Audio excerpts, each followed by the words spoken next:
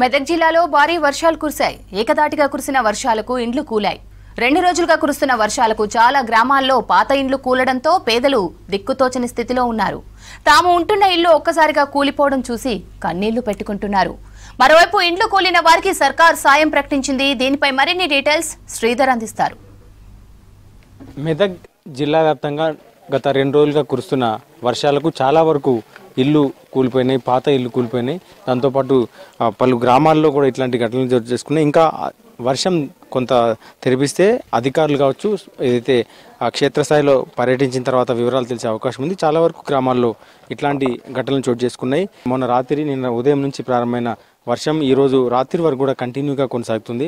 ఈ నేపథ్యంలోనే చాలా వరకు ఇల్లు కూలిపోతున్నాయి. పాత ఇల్లులో ఉండొద్దు అని చెప్తున్నారు. ఇబ్బందికరమైన పరిస్థితులు ఉన్నాయి. పాత ఇళ్లలో ఉంటున్న వారికి ఇటు పెంకుటిల్లు కావచ్చు, ఇట్లాంటి రేకుల ఇల్లు కూడా కొన్ని గోడలు కూలిపోయినాయి. అట్లాంటి నాగాపూర్ అనే హవేలీ గన్పూర్ మండలం నాగాపూర్ గ్రామంలో ఉన్నాం.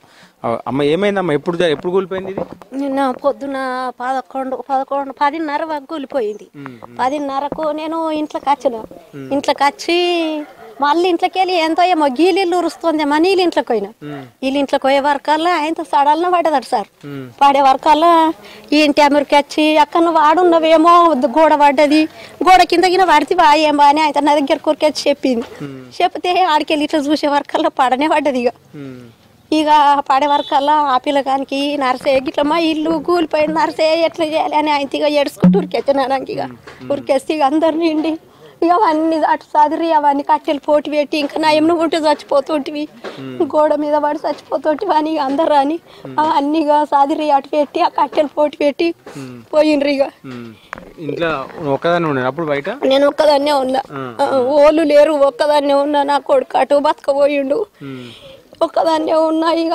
ఇక పండకు ఇంట్లో వండకు అన్న కానీ ఏమైనా సరిగా మేము గరీబ్ గల్లం సార్, ఎడబోయి ఉండాలి. కానీ ఇక పండుకుంటున్నా అందులోనే గట్ట టాపర్ కట్టుకొని కోతులు భయానికి ఇక పండుకుంటున్నా అందులోనే. ఇక చాలా వరకు పాతిళ్ళన్నీ కూలిపోయినాయి. నిన్న కంటిన్యూస్గా వర్షం పడ్డది. దాదాపు ఈ ప్రాంతంలో 20 సెంటీమీటర్ల వరకు వర్షపాతం నమోదైంది. సో ఈ నేపథ్యంలోనే చాలా వరకు ఆ ఇళ్లకు ప్రమాదం అది చోటు చేసుకుంది. చెప్పు ఏమైంది, ఎప్పుడు ఎట్లా జరిగింది? నిన్న 10:30-11 గంటలు జరిగింది సార్. నేను సిటీలో ఉంటాను. నిన్న పొద్దున విషయం తెలవగానే నిన్న నా రానికి అవ్వలేదు. ఈరోజు పొద్దున వచ్చేసాను. నిన్న మీ ఊరు రోడ్ కూడా బంద్ అయిందా? రోడ్ బ్లాక్ అయింది, రాలేని పరిస్థితి ఉంది. ఈరోజు వచ్చేసిన 11:30 వరకు వచ్చేసిన. 24 hours అయింది. 5 years అట్లా అవుతుంది, 5-6 years అవుతుంది. పూర్తి చేయలేదు ఇంకా కంప్లీట్ కాలేదు సార్. ఇది చాలా గ్రామాల్లో ఇట్లాంటి ఘటనలు చోటు చేసుకుని ఇంకా వర్షం పూర్తిగా కంటిన్యూగా పడుతున్నాడు. ఇప్పుడిప్పుడే కొద్దిగా వర్షం తగ్గింది. సో అధికారులు కూడా ఇంకా క్షేత్రస్థాయిలో పర్యటిస్తున్నారు. వీటన్నిటిపైన నివేదికలు తయారు చేస్తున్నారు. చాలా వరకు పెంకుటిల్లో ఉండదని కూడా హెచ్చరిస్తున్నారు. ఈ ప్రాంతంలో ఎన్నడూ చూడని విధంగా, గతంలో ఎన్నడూ చూడని విధంగా ఒక భారీ వర్షం అయితే ఈ ప్రాంతంలో పడ్డది. దాదాపు 20 నుంచి 30 సెంటీమీటర్ల వర్షపాతం కూడా ఒక్కో ప్రాంతంలో పడ్డది. ఇప్పటికే సర్దన్న గ్రామస్తులందరినీ కూడా తమ ఇళ్లలోని ఖాళీ చేయించి అక్కడ మెదక్లోని ఫంక్షన్ హాల్లో ఉంచిండ్రు. అక్కడ వాళ్ళకి సహాయక కేంద్రాన్ని ఏర్పాటు చేసిండ్రు. ఇప్పటికే మొత్తం జిల్లా వ్యాప్తంగా కూడా కురుస్తున్న భారీ వర్షాలకు, భారీ విపత్తు లాంటి ఒక ఎన్నడూ చూడని ఒక వర్షానికి ఒక ఇబ్బందికరమైన పరిస్థితులు జిల్లా వ్యాప్తంగా ఉన్నాయి. ఆందోళనకర పరిస్థితులు ఉన్నాయి. ఈ నేపథ్యంలో కంట్రోల్ రూమ్ ఏర్పాటు చేశారు. సో వారికి ఏదైతే ఒక నంబర్ కూడా ఏర్పాటు చేశారు. ఏదైనా ఇష్యూ ఉంటే అక్కడికి ఫోన్ చేయాలని చెప్పి. దాంతోపాటు జిల్లా వ్యాప్తంగా కూడా పంట నష్టం ఒకవైపు, ఇట్లా పాత ఇల్లు కూలిన ఘటనలు ఇంకా చాలా వెలుగులోకి వస్తున్నాయి.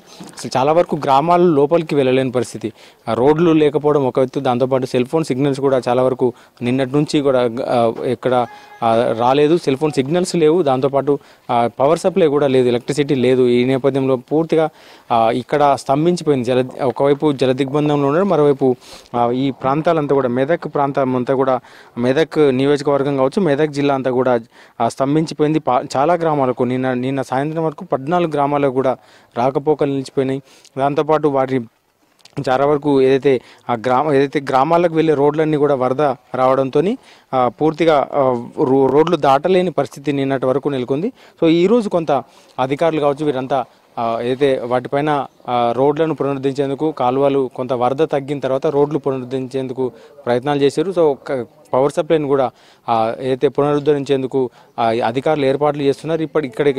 ఇక్కడ ఇట్లాంటి పాత ఇళ్లలో ఉండొద్దంటూ కూడా అధికారులు సూచిస్తున్నారు. సో మొత్తం ఓవరాల్గా మెదక్ జిల్లాలో అయితే భారీ వర్షం కారణంగా ఏదైతే విపత్తు లాంటి పరిస్థితులు మెదక్ జిల్లా వాసులు ఎదుర్కొంటున్నారు. కెమెరామెన్ రాజుతో శ్రీధర్, విస్క్ న్యూస్, మెదక్ జిల్లా నుండి.